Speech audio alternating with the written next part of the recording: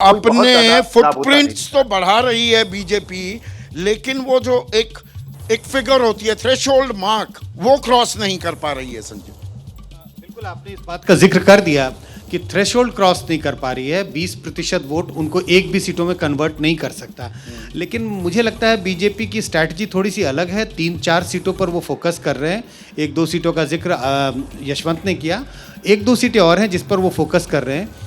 जीत ना भी हासिल हो, अगर 2 नंबर पे अगर सेकंड रनर अप अगर बीजेपी आ जाती है तो अपने आप में उस बात को भी भुनाने की कोशिश करेगी बीजेपी कि उन्होंने दक्षिण में भी अपना पैर पसार लिया है। विनोद, कांग्रेस के बारे में कहा जा रहा था नुकसान हो सकता है, 15 सीटें कांग्रेस अपने दम पर लेकर आई थी 20 में, पर यहाँ पर जो आंकड़ा है वो तो लगता है कि नहीं, कोई नुकसान नहीं हो रहा है। तो वायनाड से लड़ने को लेकर भी बड़ा उहापोह थी, लेफ्ट कह रहा था नहीं लड़ो मत, तो वहाँ स्ट्रैटेजी काम करती दिख रही है कांग्रेस की। मैं इससे जुदा बात करना चाहता हूँ। अगर ये आपका आंकड़ा सही हो जाता है तो भारत की राजनीति के लिए एक टेक्टोनिक इवेंट होगा। ये left will be wiped out totally from this country, जो कि अच्छा नहीं है इस देश के लिए, किसी भी देश के लिए।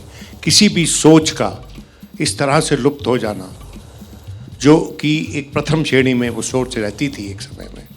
तो इसमें वाम खेमे की खुद की कितनी जिम्मेदारी है? वो डायलेक्टिकल मटेरियलिज्म में घुसे रहे। देखिए, मैं इसमें सिमेंटिक्स में नहीं जाऊंगा। हम क्लियरली पॉलिटिकल बात कर लेते हैं। ये बात सच है कि मैं एग्री करता हूँ यशवंत से, अगर वो ये कह रहे हैं तो कि मुख्यमंत्री जो हैं वहाँ पॉपुलर नहीं है क्योंकि 10 बरस से राज कर रहे हैं। पहली बार वहाँ पर एक ट्रेंड तोड़ा लेफ्ट ने और दूसरी बार सत्ता में आ गई प्रदेश में। शायद उसका मुआवजा उसको भुगतना पड़ रहा है, जो मुआवजा उसने वेस्ट बंगाल में कंसिस्टेंट रूल के चलते भुगता। इसमें इन्वेंट नहीं, आत्मविवेचना की जरूरत होगी लेफ्ट पार्टीज को। लेकिन मैं समझता हूं कि इस देश में जो लोग राजनीतिक समझ रखते हैं या उसमें इंटरेस्ट रखते हैं, उनको भी इसमें विस्तृत चर्चा करने की जरूरत है। ठीक है, हमारे साथ इस पैनल में सबसे तजुर्बेकार और सीधी बात कार्यक्रम करते थे, और सीधा सवाल मेरा कार्यक्रम है, थोड़ा अपने कार्यक्रम को भी प्रमोट करता चलूं बीच बीच में। समय यही है 7 से 8 मेरे कार्यक्रम का, वो अब हमारे बीच हैं। तो यहाँ आप देखिए दिलचस्प एक तस्वीर। उत्तर भारत की जब बात हो रही थी आपके आने से पहले, 66 सीट जम्मू कश्मीर, लद्दाख, उत्तराखंड, हिमाचल, राजस्थान और गुजरात, 66 में से 63 एनडीए के साथ, बल्कि मैं कहूँ बीजेपी के साथ। अब हो गया है आंकड़ा 63-62 का। ये दक्षिण क्या कहानी कह रहा है? तमिलनाडु में क्लीन स्वीप और केरल में भी पलट कर कहूँ बीजेपी का सुपड़ा साफ, मतलब खाता फिर भी नहीं खुल रहा। क्या कहानी कह रहा है ये?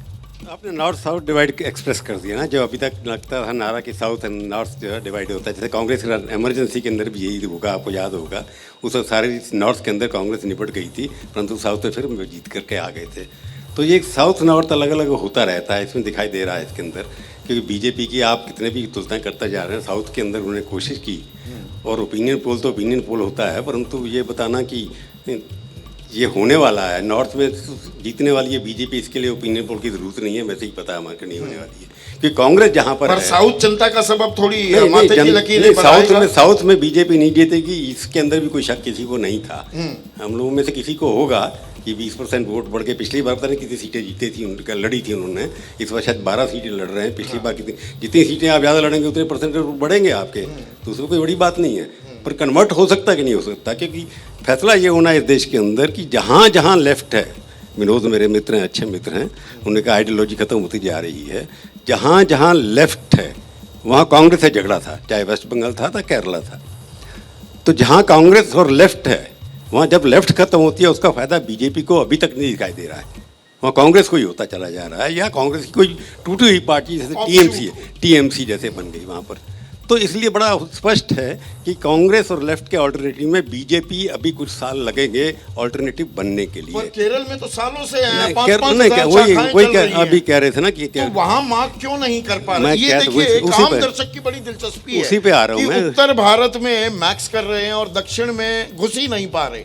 ये अभी कुछ कह रहे थे कि आरएसएस का काम बढ़ा है। मैं तो देख रहा हूँ कि विवेकानंद जब बना था ना, कि वो कन्याकुमारी में बनता है विवेकानंद मिशन बना था, वो त्रिवेंद्रम से थोड़ी दूर बाहर गए, और आरएसएस और सीपीएम के पीछे लड़ाई पिछले 50 साल से का, ये लोगों मार के 100 लोगों मारे जाते हैं एक दूसरे के ऊपर, परंतु वो कल्चरल फाइट है, वो ये पॉलिटिकल फाइट कभी आरएसएस से परिविले।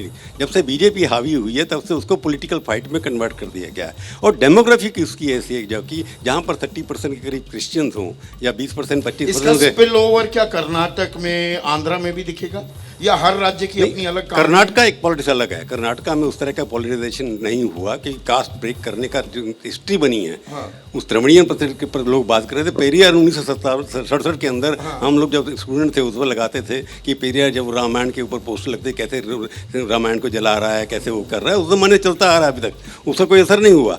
पर कर्नाटक के अंदर कास्ट बैरियर छोड़ना कि कास्ट को काट करके कास्ट पॉलिटिक्स बढ़ जाना वहाँ पर, वो जो शुरू हुआ था उसका असर बीजेपी ने कास्ट काट दी जा करके।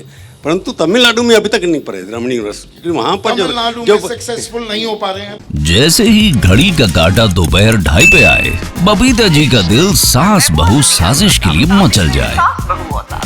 और ये है इनकी बहू, पूरे दिन ऑफिस की टेंशन हो जाए गॉन जब ये करें अपना फेवरेट शो फ्री टाइम पे ऑन। इनकी तरह आप भी देखिए अपना फेवरेट शो अपने टाइम पर और डाउनलोड कीजिए एबीपी लाइव ऐप अपने स्मार्ट टीवी पर।